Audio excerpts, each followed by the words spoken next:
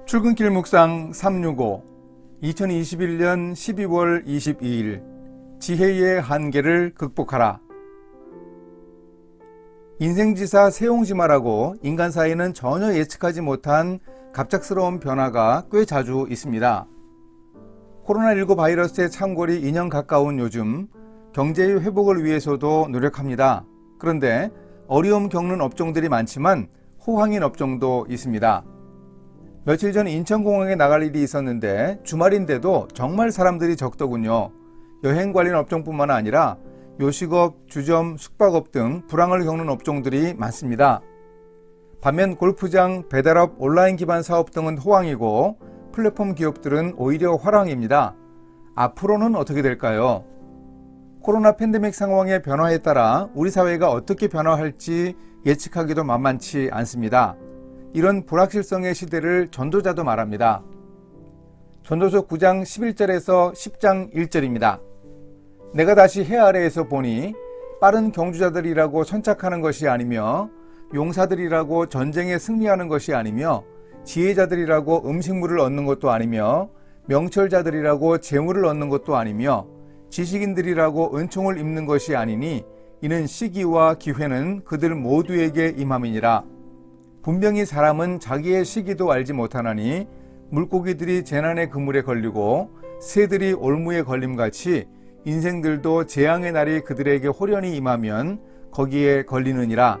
내가 또 해 아래에서 지혜를 보고 내가 크게 여긴 것이 이러하니 곧 작고 인구가 많지 아니한 어떤 성읍에 큰 왕이 와서 그것을 에워싸고 큰 흉벽을 쌓고 치고자 할 때에 그 성읍 가운데에 가난한 지혜자가 있어서 그의 지혜로 그 성읍을 건진 그것이라.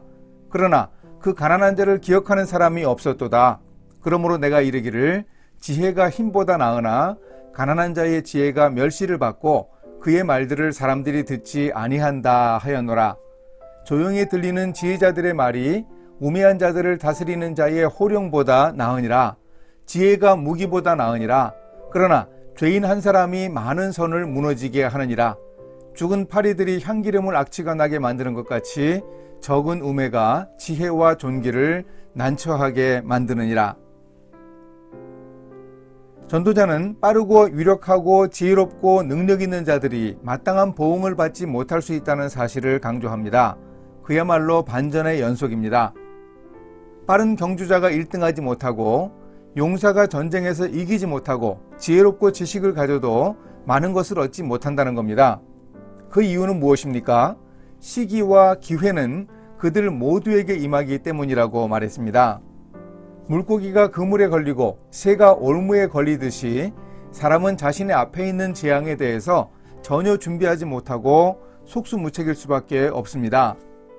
이렇게 지혜롭더라도 미래의 변화무쌍함과 예측 불가능성으로 인해 지혜를 제대로 발휘하지 못할 수 있다는 사실을 알고 겸손해야 합니다. 지혜로움은 위기를 극복하고 유효적절한 도움을 줄 수 있다는 점에서 칭찬받을 만한 미덕이 아닐 수 없습니다. 큰 왕이 한 작은 성읍을 에워싸고 전투 준비를 하며 흉벽을 쌓았을 때 한 가난한 지혜자가 지혜로 성읍을 구원했습니다. 그런데 세상은 얼마나 불확실한지 지혜로 큰 공을 세운 자도 아무런 보상을 받지 못하고 기억되지 못할 수도 있습니다. 힘 있는 자들이 득세하는 불의한 세상이기에 가난한 지혜자는 보상도 제대로 받지 못하는 것입니다.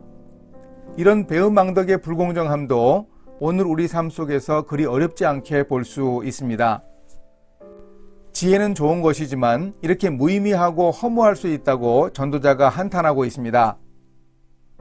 죽은 파리들이 향유에 악취가 나게 하듯이 지혜는 사소한 일로 인해서 무효화될 수 있습니다.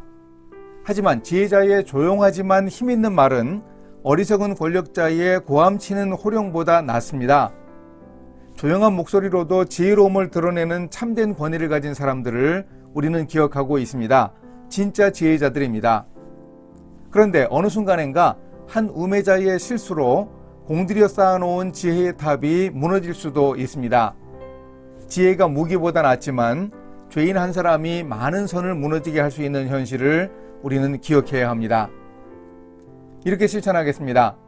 바울은 고린도 교회 교인들에게 지혜로운 자가 많지 않지만 세상의 미련한 것들을 택하여 지혜 있는 자들을 부끄럽게 하신다고 했습니다.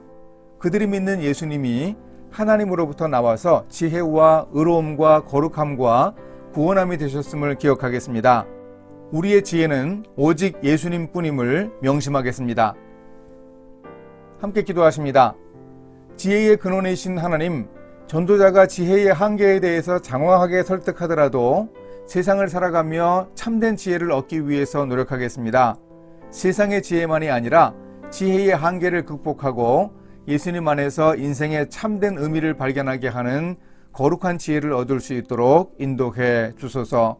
예수님의 이름으로 기도합니다. 아멘.